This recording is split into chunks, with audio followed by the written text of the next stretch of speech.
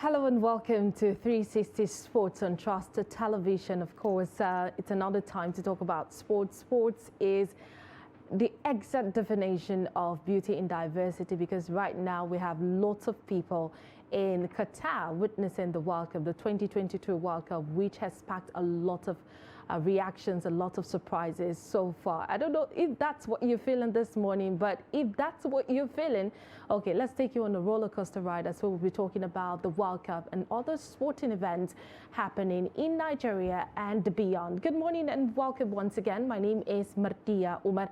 And I'm being joined in the studio this morning with our sport analyst, a sport enthusiast, Olawale Peters. Good morning to you. My dear. It's my pleasure to be here. It's a pleasure to have you always on 360 Sports. Thank you so much. So before we get into talking about what's happening in Qatar, of course, there are other things happening in Nigeria. And when we talk about beautiful and wonderful things happening, I'm talking about the National Sports Festival.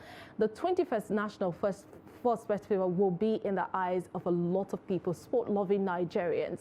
It will thrill a lot of people because preparations have been made for this to happen.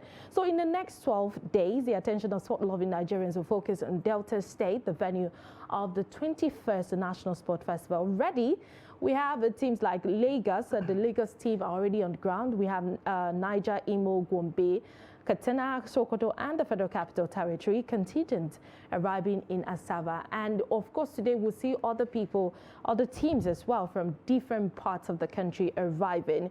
Apart from the early birds who arrived yesterday, more states are expected, and Delta State National's first festival is going to be like no other. The last one was hosted by Edo State, where we saw the likes of Delta State outshining most of the states in the National Sports Festival. But one thing different about this National Sports Festival is the fact that there's an improvement in the stadium. We have the tartan tracks being put in place, so it will make the athletes showcase their talents. And we saw that there's new buildings, new hostels, an improvement in there's a facelift generally in the stadium. So getting into the National Sports Festival, which of course the opening ceremony will be later today at 4 p.m. What are you expecting, and what do you think will be the outcome? Do you think Delta State will still be the reigning champions? Okay, I hope another state will upstage Delta State, who has been winning it consecutively. The last edition was held in Edo State. Yes. They won it, and that made it the 6th consecutive times that they've won the competition. It's more like their birthright right now. So the mentality of host to win, it's still there also. Currently now they are the state hosting the event. When they are not hosting the events, they have the resources, because you can't talk about sport festival in this country without talking about the resources. What do I mean? The money, the facility. During the bid, about 6 states bidded for this same competition, and Kano, Kaduna, Imo, Ebonyi, and Ogun State. They bidded along Delta State, but when the sports ministry, they went around, they look at the stadium, the facility, the preparation, they picked Delta State. So that means they are battled ready for it also. And for them to have won it 6 consecutive times, sincerely, for anybody to upstage them, it will be very difficult. Last edition, Edo came second. Let's see, probably this time around, Edo will do what they did to Edo during the last edition by winning it in Edo State while Edo hosted it. Maybe the same thing will happen. And there's something you made mention that I think we need to look at when you're talking about the National Sport Festival. I think this idea was brought into limelight after the end of the Civil War in 1973. During Gowon regime, when we are looking at how to have national integration, how to coexist together, peace and as one nation. That was why it was held in Lagos, Surulere, National Stadium in Surulere. It was won by the old Bendel state then. We shouldn't forget the purpose. The purpose is for peace and unity, to see ourselves as one country. That's number one. Then number two, it's an avenue for us to groom the future leaders. What I mean by future leader is the people that will represent us in terms of sporting activities, be it at Commonwealth, at Olympic. We have a lot of people that have gone through this. We have the likes of Marion Yali, we have the likes of Falilat Ogunkoya, Ahmed Adiho, Jerry Okorondudu. They came from this national sport festival. So we shouldn't forget the root, the purpose, why it is. In fact, we can even call it Nigerian Olympic Games, because we have people from all the states to come and represent. Then another thing I think the organizer, that's the Ministry of Youth and Sport, needs to look into is the cheats that normally come in when they're having this competition, because we have some states that they have the money. So what do? They have to go and get a mercenary to get people that are not from their states to come and participate for them, because they have the money to pay those. That is not the purpose. We shouldn't forget about the purpose. The purpose is to get the raw talent that we have in this country and to make sure that we bring them up to the national standard. So that is what I think we should be looking out for. We can't take it away from Delta State. And when it comes to sport, they are very good. When it comes to spending, they have the money. They are one of the oil-producing states in the country, so they have the money to spend left, right, and center. But I think it shouldn't be a display of wealth, but it should be a display of talent where we nurture and get the young ones. So I think it's going to be an interesting one to see. Yes, it should be a display of talent. Of course, no talent is hiding this time around, since most of the states in the country are involved. And of course, this year's National Sport Festival, 11,000 players will be storming Asaba and other parts of Delta State, which is 2,000 more than what we had in the last National Sports Festival in Edo State in 2018. So we'll be awaiting scintillating performances from each of the teams that will be representing their states in the National Sport Festival. But moving on to another story, this is in the home front. Of course, it has to do with cricket, but outside Nigeria. So Nigerian cricketers are already in Rwanda. They'll be in Rwanda today for the World Cup qualifiers.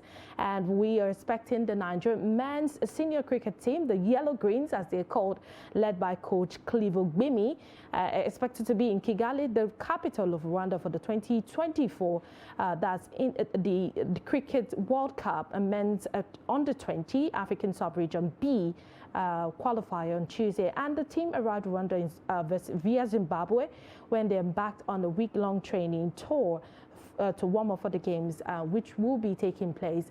And we are expected to be there and train and do everything that we can to actually win. Now let's look at the qualifiers now, people that will be fighting for. We have other teams which will be fighting for that two spot, the remaining two spots. So Nigeria will square up with the likes of Mozambique, Sierra Leone, Eswatini, Gambia, Cameroon, and Ghana for the two available spots in the sub-region B. And the top two teams will join Kenya and the likes of Rwanda in the African regional final, which is slated to be played in Namibia. That is in the year 2023. So now, diversifying from football and other sport, prominent sport, we have cricket. Nigeria is not really big on cricket, but we know that, you know, the teams have been putting in their performances. And we saw the likes of Rwanda. Rwanda is big on cricket. They're big on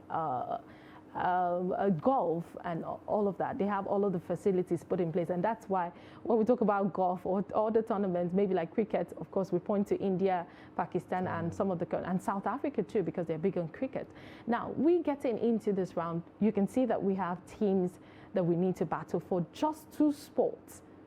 What do you think about this? Do you think we'll make it through? Okay, to start with, we are not known for cricket in this country. But it's one of the emerging sports in the country right now, and that is why the game, that's the cricket, has been introduced during this National Sport Festival that is starting in Delta State. We don't have it already before, but because of it's part of the emerging sport, it has been introduced. So that means we are looking at the future. The purpose is we don't have the facility to start with.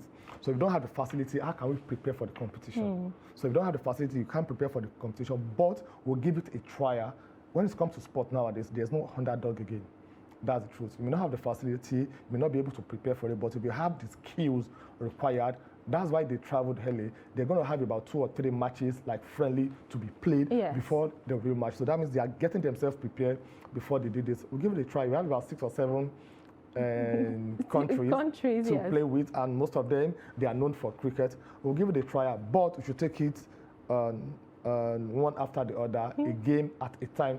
We shouldn't be looking at we want to go to the World Cup. Before we get to the World Cup, we need to win our matches. We need to qualify to represent the Zone B first. So that's what I think we need to do. Let's give it a try. Like I do normally say in sport, there's a winner and there is always a loser. Yeah, it is very bad if you fall to be the loser, but you have to learn. Why did he lose? Is it that you don't have the people to do it, or you don't have the infrastructure, you don't have the facility, or the preparation is what the problem is? So you come back to the drawing board and you make it for it. So whatever happens, I think we're going to make the country proud. Okay, so we're expecting that they make the country proud. I'm talking about the Yellow Greens, which will be fighting for 2 remaining spots in the World Cup. That is the Team B qualifiers. Right now they are in Rwanda. But going into the World Cup, you know, you've been waiting for that. I know that. So let's talk about the performances that have happened so far in the World Cup. It's been a surprising days for a lot of World Cup spectators all around the world, because right now there seems to be no underdog at the World Cup, as many teams are applying their trades, they're doing what they know how to do best and trying their best to represent their country and keep the flag flying. So let's take a look at some of the matches that went out yesterday, and the last one, which of course a lot of people were expecting to watch. And earlier in the day, we saw the likes of Cameroon and Serbia. That game in the first half, Cameroon was leading, and then it seems the second half, a lot of things happened, a lot of things that people could not comprehend. We saw the likes of Castelletto in the 29th minute scoring first for Cameroon, and then at the end of the match we saw that it was a draw, 3 for Cameroon, 3 for Serbia. And then Brazil followed suit with Switzerland. It was Casemiro who had the lone goal for Brazil at the 83rd minute. And then we saw the likes of South Korea and Ghana. It was one everybody held their chest for, because yes, Ghana is representing Africa, and of course lots of fans all over the world, African fans all over the world, were waiting for that match. And it came out victorious for Ghana as they played a 3-2 in favor of Ghana. Salisu and Kudus actually had the goals for Ghana yesterday, and Kudus has been likened to the performance of Ahmed Musa in the World Cup ever. You know, what his performance ever in the World Cup. So he has been likened to that. We can see some form of improvement. And then Portugal and Uruguay were the last matches for that day. It was Bruno Fernandes had the goals for Portugal yesterday. And, you know, that game, Portugal and Uruguay, it was it was a lot of adrenaline. It was an adrenaline rush for a lot of people watching it. We saw the likes of Ronaldo, aiding and abating what Bruno Fernandes did. It was a really wonderful performance. How do you feel about the match, and how would you say the match fared in total? Were you expecting what happened yesterday? Okay, let me take it from the Cameroon and Serbia match. I think the African teams at the World Cup, they need to watch their back very well. Their defense has been very porous. That's the truth. So that's why they are conceding a lot of cheap goals. We saw what happened between Ghana and South Korea. South Korea, and from 2-0 to 2-2, and we are like, what's going on? Are they going to lose it? And look at the Cameroon and Serbia also. They conceded 2 goals just within 2 minutes. So, and that is one thing about football.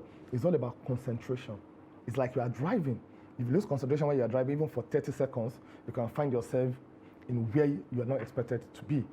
So when you are playing football, that concentration and communication is very, very, very important. The other C, which is confidence, they have the confidence. Because like rightly put, there's no underdog in the game of football. You can see all the surprises that we've seen at the World Cup. And we're still going to see more coming up today, tomorrow, next tomorrow.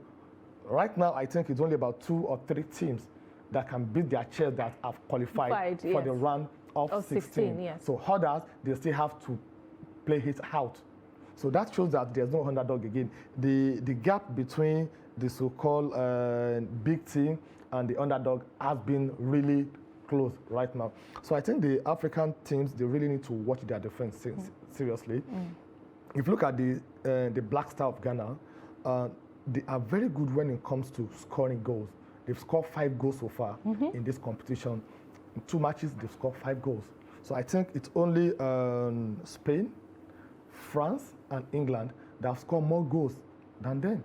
So that means they are 4th currently. In terms of conceding goals also, they've conceded 5 goals.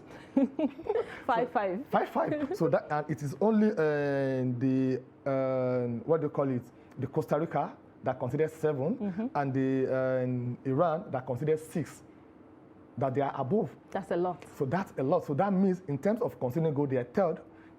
In terms of scoring goals, they are 4th.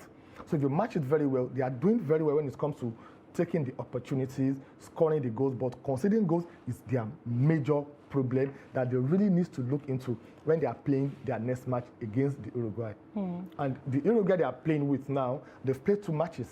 The first one they played against the South Korea, it was 0-0. The second match, that's the one they lost to the Portugal. So they are yet to score. And if you look at the strikers that the Uruguay they have currently now, you can have the like of Edson Cavani, Nunes, and Suarez. They've not scored at the World Cup. And this is going to be their last match. So the Ghanaian team, the Black Star, they really, really, really need to watch their defense because it's not going to be as easy as they think. And they shouldn't go for revenge of what happened in 2010. This is not about revenge. This is about them going into the game to win the match. Because if you are going for revenge, you'll be obsessed with, I just want to revenge. So the tactics rather, that you need to put in place, you're going to miss it. So they shouldn't miss that. Their defense needs to be looked into.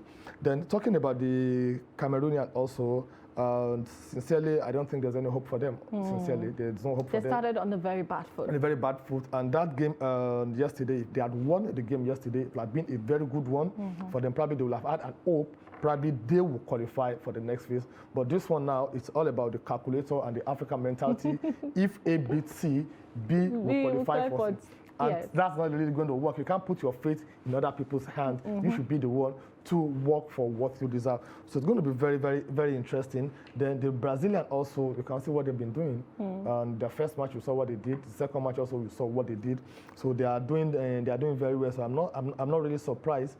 So let's see what will happen. What will happen today? Let's see what will happen between Uruguay and Ghana, and let's see what will happen between South Korea and Portugal by 4 p.m. All right, so in the World Cup now, if you snooze, you lose. And the permutations are already rolling in. Everybody is looking forward to who qualifies for the next stage. That's the round of 16, where if you snooze, actually, you lose. Let's take a look at what will be happening today. The last group stages of matches will be played today. And of course, we have time for them. No games will be played in the morning, as we usually see, because, you know, a lot of things have been attributed that these games will be played simultaneously. Some people have said that, you know, it has to do with you don't have to sell any game or do any match fixing at this point. So the first game for today will be at 4 p.m. The games will be played simultaneously. Ecuador will be facing African giants Senegal at 4 p.m. Netherlands versus Qatar will be at 4 p.m. like I said, simultaneously. Then Iran and USA will be playing at 8 p.m. and Wales versus England will be playing at 8 p.m. as well. Now, looking at the Ecuador team, of course, Ghana, Senegal, Ecuador, Senegal. Ecuador, in the competition so far, they have fared very well. We have the likes of Valencia, which, of course, is one of the fastest players I can point out in the World Cup, but there's a fear that he's nursing a knee injury. So maybe that could be a good thing for Senegal. What do you expect in this match? Okay, the match will be a decider of who qualify with Netherlands, because Qatar, they're already out of the competition. Of course. They'll be playing for pride and they're playing for their fans and for their supporters against Netherlands. So there's nothing at stake. However, the Netherlands also, they wouldn't want to take anything for granted, because right now everybody wants to avoid who would top the next group. So everybody wants to play the lesser team. Let's save that one to the quarterfinal or the semi-final. So the Netherlands will not take anything for granted. They want to win the match. So the do or die match will be between the Ecuador and the Senegalese team. Just like I mentioned about the Cameroonian and the Ghanaian teams, the same thing with the Senegalese team. They've conceded 3 goals and they've scored 3 goals. So that shows that they really need to do something about their defense also. And the Ecuador team, take it or leave it, I see them as more like a one-man team. So why do I say so? They've played 2 matches and they scored only 3 goals. And 3 goals was scored by only 1 player. That's Valencia. So it's either it's injured. In fact, I pray he shouldn't be injured. Let him play the match. If you play the match, it's still going to be their star player. And the Senegalese team, what they need to do is to mark him out. Once it's out, forget it. They can have their free way. Scoring is not their own problem also. However, if Valencia did not play, that may be a problem to the Senegalese team, in contrary to what people would think, because the other players, they'll be looking for how to inspire, how to motivate themselves, how to rise to the occasion, but they don't have anybody they're looking forward to. It's like an Argentina team playing without Messi. It's like Portuguese team playing without Ronaldo. So everybody will be free to do whatever they want to do. They'll be motivated to play their own game. Now, looking at the shot-stopping department, don't you think that is a problem? The word Mendy has not been in the top form. A lot of people said that he has been overrated, and we could see the lapses in this World Cup. Do you think that will be a problem today? Okay, I don't think that will be a problem. Okay. You see, we are very quick to blame a goalkeeper, sincerely. There's a little the goalkeeper can do if you don't have a good midfielder and a good defense. True. That's the truth. If you have played the game of football before, you understand the game of football very well. You know that the keeper can only thrive, can only do very, very well. If, okay, look at, what's the name, the Costa Rican goalkeeper. He's one of the best in the world, but he considered 7 goals against Spain. Are you going to write him off that he's not a good keeper? Yes. Navas is a very, very good keeper, formidable goalkeeper.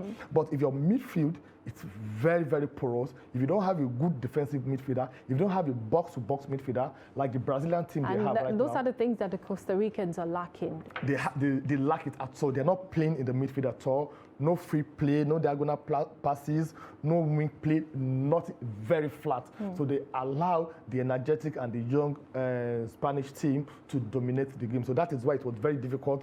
So I don't think Edward Mendy has been overrated. He has done this consecutively, sincerely.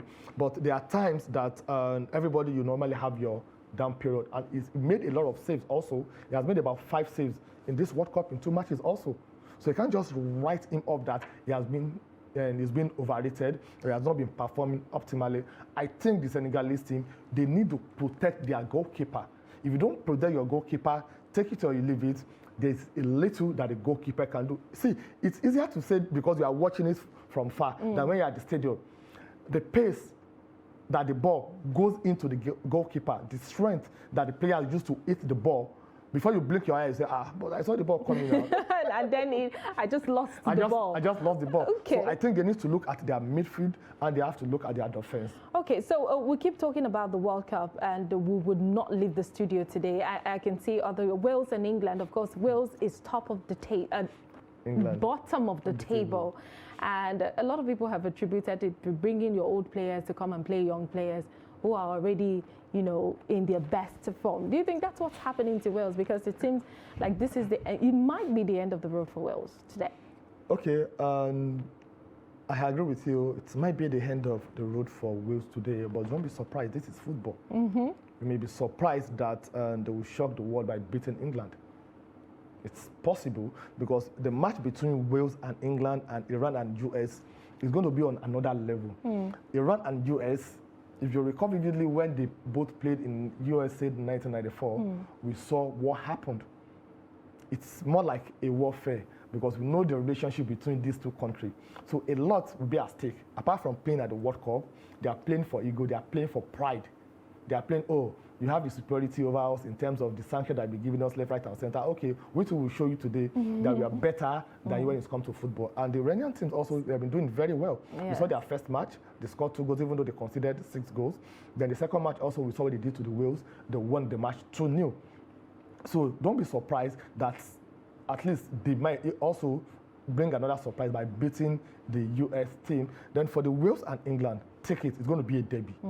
it's going to be a derby because of their the geographical location of the two countries, and they have a lot of things in common. So I don't think it's going to be an easy ride for the three lions of England. The Ranga Lions. Like they normally call right. them, and the way also they understand the pattern and the style of play of the English team. All right, let's move away from the World Cup now. Let's look into Osimhen's story.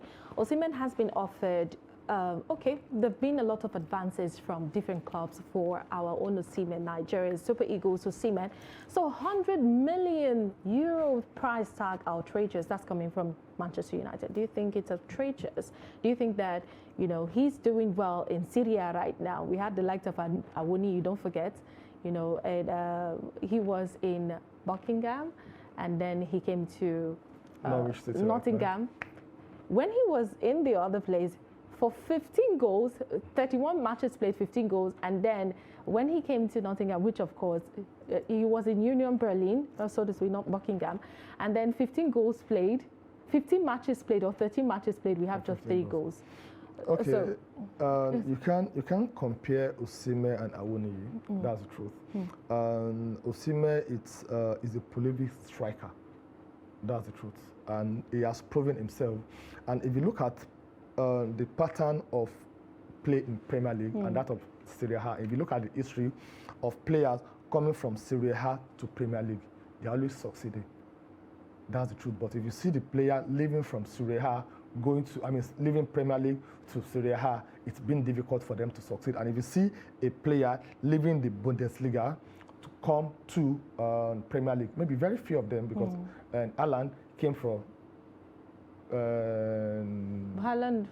Yes, he came from Borussia Dortmund also. Borussia. He came from German Bundesliga. But we have few of them like that they flop and they have to really go back. And from Manchester United, saying the £100 million is outrageous, I think it's a bit unfair on Osimhen. Okay. Is it because he's a Nigerian or he's from Africa? How much did they buy Harry Maguire? How much did they buy Jack Grealish? How much did they buy Wilcox when they bought all those players? Sterling, how much did they buy Sterling? They shouldn't say it's outrageous. Okay. In fact, it should be above £100 million. All right. Thank you very much. I appreciate all of your analysis, and it's been interesting having this conversation about It's sports. my pleasure being here, my dear. All right, so we'll see you again at 5:30 p.m. But at this time, we have to call it a close. Thank you so much for being a part of 360 Sports for today. My name is Martia Umar. Keep it being amazing. Bye for now.